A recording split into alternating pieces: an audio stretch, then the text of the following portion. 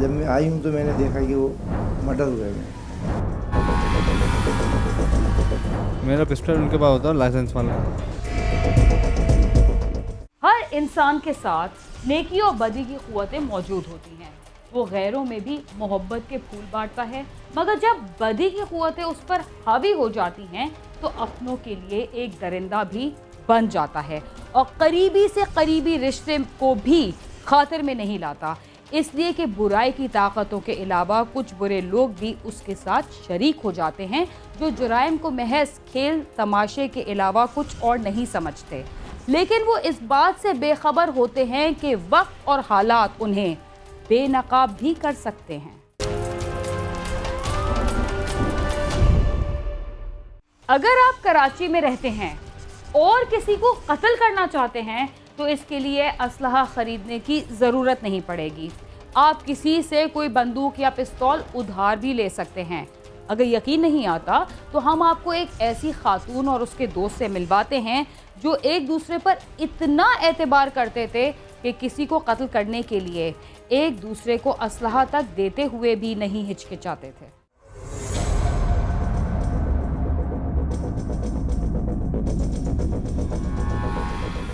मियाँ बीवी का रिश्ता एतमाद और मोहब्बत का रिश्ता होता है, मगर बहुत सारे लोग इस एतमाद को जब ठेस पहुंचाते हैं तो ऐसी कहानियां जन्म लेती हैं जिन्हें सुनकर इंसान की रूह भी कांप उठती है। कुछ ऐसा ही हुआ कराची के इलाके पापोश नगर में, जहां 25 जनवरी की रात तकरीबन 7:45 बजे पुलिस को इत्ला मिली कि नाजमाबाद औरंगाबाद में रिहाइश पजीर शराज को नामालूम अफराद ने घर में डकैती के दौरान फायरिंग करके कत्ल कर दिया है। पुलिस का कहना है कि जब वो मौके पर पहुंची तो अलमारी खुली हुई थी और सामान बिखरा हुआ था, जबकि मकतूल की अहलिया ने पुलिस को बताया कि वो घर में मौजूद नहीं थी और जब वापस आई तो उसकी लाश पड़ी थी। पुलिस ने मौके से चली हुई गोली का खोल और सिक्का कब्जे में लेकर तफ्तीश का आगाज किया और मोबाइल फोन का रिकॉर्ड हासिल किया। ये बच्चों को ट्यूशन लेने गई थी, ट्यूशन से लेने गई थी, वहाँ से अपनी जेठानी के यहाँ गई है जो इसने फर्स्ट बयान दिया था, और वहाँ से शॉपिंग करने चली गई। शोहर को कमरे में ही सो रहा था बेड पे और बाहर से दरवाज़ा बंद कर दिया था। इसने कहा जब मैं आई हूँ तो मैंने देखा कि वो मर्डर हुए हैं। 25/1/2016 को अफवाह हुआ ये, और हम मौके पे गए थे। वहाँ पे डेड बॉडी वगैरह देखी, जाए वक़्वा देखा, हर चीज़ देखी। वहाँ से चलीदा खोल कब्ज़े में लिया, एक सिक्का लिया, और हॉस्पिटल भी गए हम लोग। तो वो जो जिसको गोली लगी थी, शराज नाम था उसका, मकतूल का, वो हॉस्पिटल में जाएगी, उसका इंतकाल हो गया। और बयान लिए मैंने काफ़ी महल्ले के भी और गवाहों के भी, और CDR डेटा हासिल किया मैंने काफ़ी।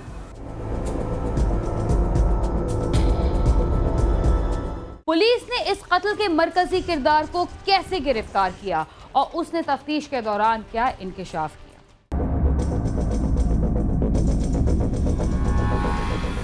तफ्तीश के दौरान पुलिस ने हासिल होने वाले मोबाइल डेटा की मदद से मुल्जिमान के गिर्द घेरा तंग किया और इलाके के रिहायशी बिलाल नामी नौजवान को हिरासत में लेकर पूछगछ की। मुल्जिम बिलाल ने पुलिस को बताया कि उसका 3 साल से मकतूल शहराज के घर आना जाना था। इसी दौरान उसकी मकतूल की बीवी के साथ भी दोस्ती हो गई। मुल्जिम का कहना था कि 25 जनवरी की शाम 6 बजे मकतूल की बीवी ने उसे फोन किया और असलहा मांगा। 1.5 घंटे बाद मार्केट बुलाकर असला वापस कर दिया।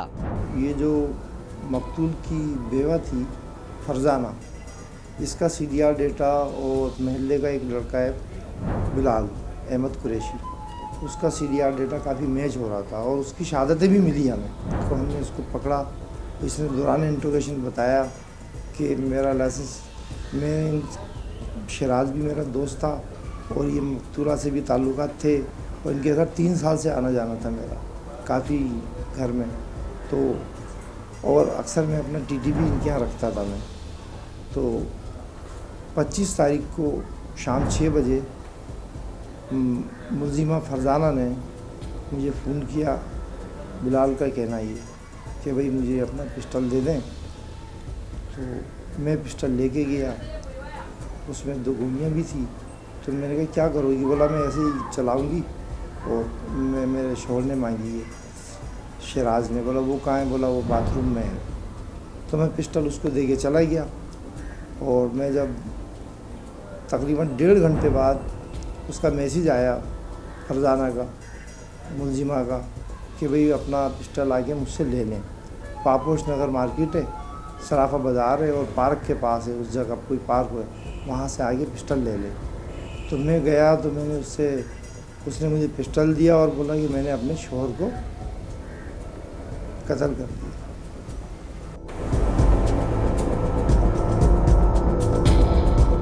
मकतूल की बीवी ने असलहा कहाँ छुपा के रखा था और अपने शोहर को कैसे कत्ल किया?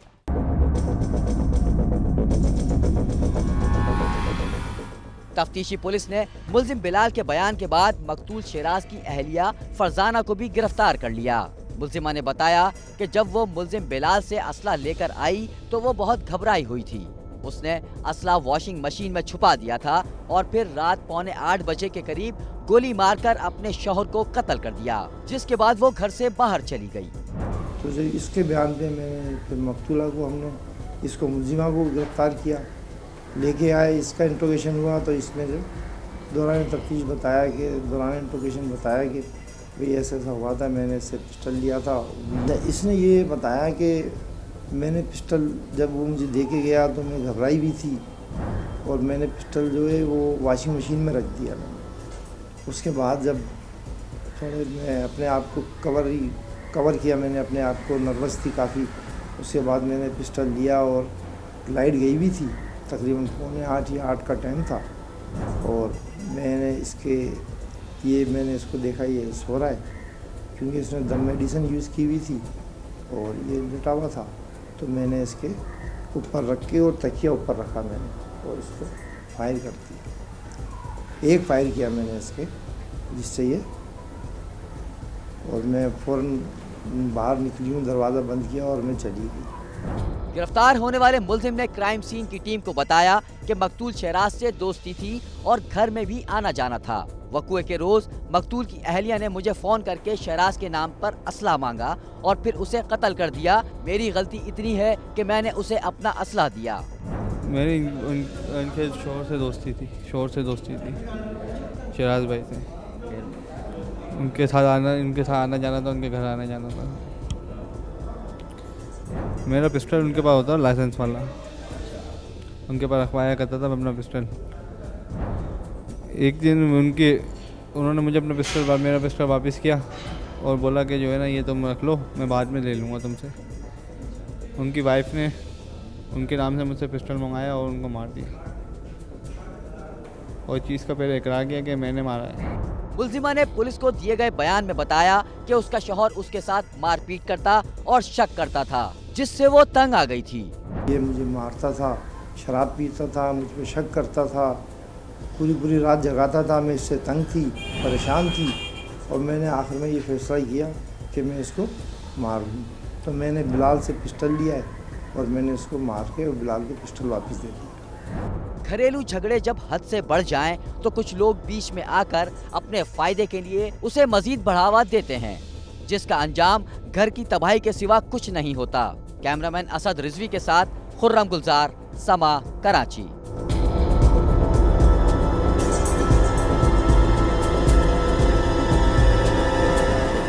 जराइम की दुनिया में अपनी बीवी या किसी और रिश्तेदार खातून को कत्ल करवाने वाले उसे गैरत के नाम पर कत्ल का नाम देते हैं और अपने शौहर को कत्ल करने या करवाने वाली खातून का भी यही कहना है कि उसका शौहर उस पर तशद्दुद करता था।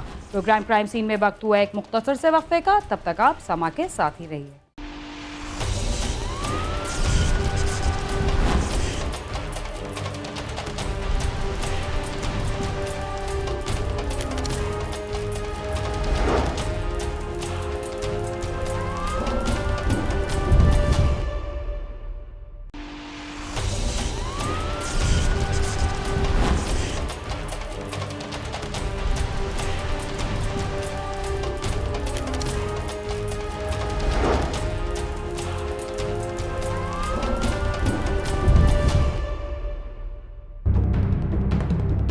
इल्ज़ाम लेंदे हैं जी, ये गलत है जी, ये वो, लेकिन वो इल्ज़ाम गलत है जी। एक मामू ने अपनी 2 भांजियों को बड़े शफाकाना तौर पे कत्ल कर दिया। प्रोग्राम क्राइम सीन में एक बार फिर खुशामदीद। अगर शक का बीज किसी के जहन में जड़ पकड़ ले तो नतायज इंतहाई भयानक निकलते हैं और उसका खमियाजा किसी एक को नहीं बल्कि कई अफराद को भुगतना पड़ता है। खानेवाल में भी 2 चाचाजाद बहनों को उनके मामू ने मौत के घाट उतारकर उसे गैरत के नाम पर कत्ल करार दे दिया। ये वाकया किस तरह पेश आया, आइए जानते हैं।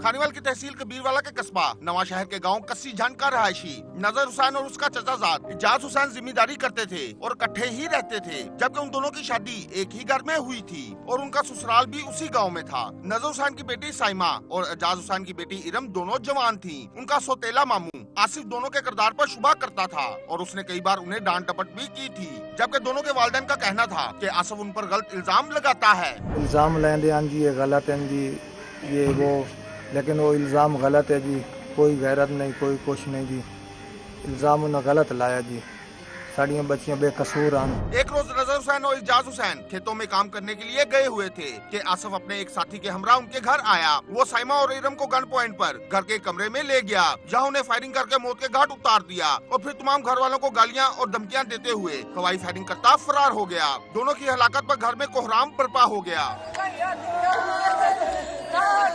पट्ठे बटेलिया पकड़ के ला के आंदा है मोहम्मद आसिफ ते आबिद हुसैन जी, लैके घसीट ते लैके आए कमरे च लैके आ गए जी। कमरे दे विच असां पिछू भज्जे हैं, दौड़े हैं, लेकिन उन्हें साढ़े सामने पिस्तौल कर दिता जी। कोई बंदा अगे साढ़े सामने आया तो उन्होंने फायर मार दी सा।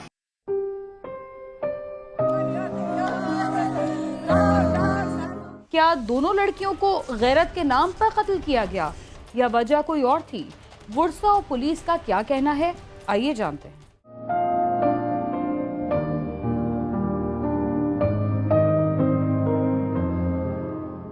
इत्तला मिलते ही नवाशहर पुलिस मौके पर पहुंच गई। पुलिस ने लाशें पोस्टमार्टम के लिए भिजवाकर मुकदमा दर्ज करके तफ्तीश शुरू कर दी। पुलिस का कहना था कि कातिलों को जल्द गिरफ्तार कर लिया जाएगा।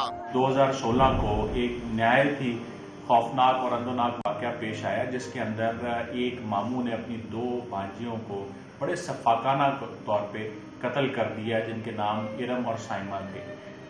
फौरी तौर पे कोई बात समझ नहीं आ रही थी, लेकिन मुद्दई जो है उसने जब अपना बयान दिया उससे हमें मालूम हुआ कि शायद ये उनके मामू ने जो है वो वाकया किया है। पुलिस ने फौरी तौर पे इसके ऊपर काम करना शुरू कर दिया। पोस्टमार्टम के बाद लाशें घर लाई गयी तो पूरा गांव वहां उमड़ आया। हर कोई उनके मामू को लानत मलामत करता रहा। गांव के रहायशियों का कहना था कि दोनों बच्चियों पर बेबुनियाद इल्जाम लगाकर उन्हें कत्ल किया गया।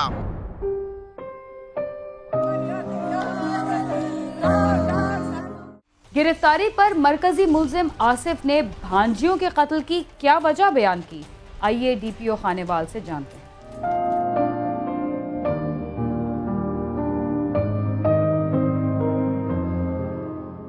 दोनों मकतूलीन को सोगवारों की मौजूदगी में अबाई कब्रिस्तान में सुपुर्द खाक कर दिया गया। वुरसा का कहना है कि कातिलों को सख्त सजा दी जाए। ने अंदर आके संभल दिया सानू अगू सामे कीते ने असा डर ते हट गई। उन्होंने अंदर मार कतिया ने इंसाफ सानू मिलिया जावे। नवाज शरीफ ने भलाई करनिया साड़ियां दियां नू हक साडा मिलिया जावे। जुर्म मारे ने बेकसूर आन पे, लिहाजा सानू इंसाफ मिलिया जावे। असा वजीर आला शहबाज शरीफ, वजीर आज़म नवाज शरीफ और जनरल रहील शरीफ नू अपील करने आए साडा हक सानू मिलिया जावे जी, इंसाफ मिलिया जावे। पुलिस एक बंदा पकड़िया जी, दूसरा नहीं पकड़ रही जी, मिली भगत हो रही है जी, लिहाजा सानू इंसाफ मिलिया जावे। डीपीओ खानीवाल ने मुलजमान की गिरफ्तारी के लिए मुख्तलिफ टीमें तश्कील दे दी और मुलजम को चंद रोज बाद ही गिरफ्तार करके उससे आला कत्ल बरामद कर लिया गया। पुलिस हुकाम का कहना है कि मुलजम के खिलाफ तफ्तीश मुकम्मल करके जल्द ही चालान अदालत में भिजवा दिया जाएगा। इसके अंदर हमने टेक्निकल से वो पिस्तौल जिससे उसने ये कत्ल किए थे वो भी बरामद हो गया और पुलिस की तहवील में जो वो मुलजिम है इस वक्त मौजूद है और उसकी तफ्तीश से अभी तक जो बात सामने आई है उससे ये पता लगता है कि उसने इन 2 बच्चियों का कत्ल जो है वो सिर्फ इस सोच के तहत कर दिया कि इनका किरदार जो है उसके लिए मशहूर। मकतूलीन के वर्सा और अहले इलाका ने वज़ीर आला पंजाब से मुतालबा किया है कि मुलजमान को जल्द अज जल्द इबरतनाक इंजाम तक पहुँचाया जाए ताकि आइंदा किसी को ऐसा करने की जुर्रत न हो। कैमरामैन राव खालिद महमूद और साथी रिपोर्टर राव सुलेमान के साथ आमिर शहजाद, समा, खानीवाल।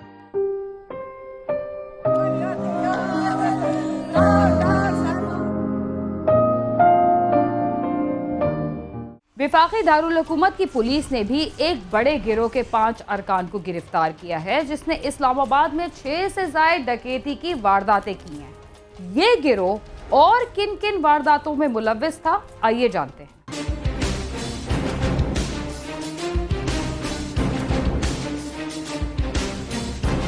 रावलपिंडी के थाना वेस्टेज पुलिस ने डाकुओं के शाह वली ग्रुप को गिरफ्तार किया है, जिसके खिलाफ रावलपिंडी के मुख्तलिफ थानों में डकैती के मुतअद्दिद मुकदमात दर्ज हैं।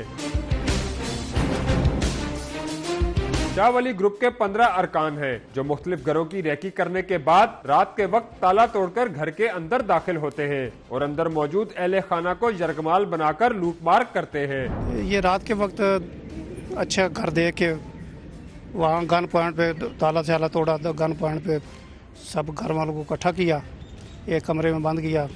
वहाँ पे जो जेवर नकदी वगैरह जो चीज़ मिली वो लेकर रातों रात फिर वापस चले जाते थे। शाह वली डकैत ग्रुप के तमाम अरकान अफगानिस्तान से ताल्लुक रखते हैं और मुल्जमान डकैती के लिए अफगानिस्तान से रावलपिंडी आते हैं और डकैती करने के बाद वापस अफगानिस्तान चले जाते हैं। वहाँ से आते हैं, दिन के तकरीबन शाम को पहुँचते हैं, रात गुजारते हैं इधर ही पेट्रोल के। उसके बाद इधर ही असला भी इधर ही रखते थे, अपना किसी वीरान जगह पे दबा देते थे। तो उधर से आगे रात के जिस वक्त 3-4 का टाइम होता था ना, आगे दाखिल हो जाते कि घर दे के 1-2-3 घर लूटे, फिर वापस चले गए। ये आते भी अफगानिस्तान से थे, वापस भी अफगानिस्तान ही जाते हैं। गिरफ्तार मुल्जमान कहते हैं कि उन्होंने 3 से 4 वारदातें की हैं और इसमें 30,000 रुपए उनके हिस्से में आए थे। 2 ही वारदात लेकिन चोरी किया हमने रात, उसमें हमें 30,000 रुपए मिले थे। हमको पता नहीं था ना, हमको रास्ते मास्ते हम तो देखा नहीं है किधर किया किधर नहीं किया। बस गिरफ्तार मुल्जमान रावलपिंडी में पैदा हुए, इसीलिए रावलपिंडी के इलाकों से बाखूबी वाकिफ हैं, इसलिए वो बासानी वारदातें करते हैं और अफगानिस्तान फरार हो जाते हैं। तकरीबन ये जो इलाके हैं सब के वाकिफ हैं, ये तो रास्ते भी तकरीबन ये सारे जानते थे। इसी तरीके से उन्हीं वही रास्ते इस्तेमाल करते और इनको पता था कि इस साइड पे नाका होता है, इस साइड पे नहीं होते, इस साइड पे पुलिस है, इस पे नहीं है, तो वही रास्ते इस्तेमाल करते थे। वहाँ से भी ये आसानी से वापस चले गए।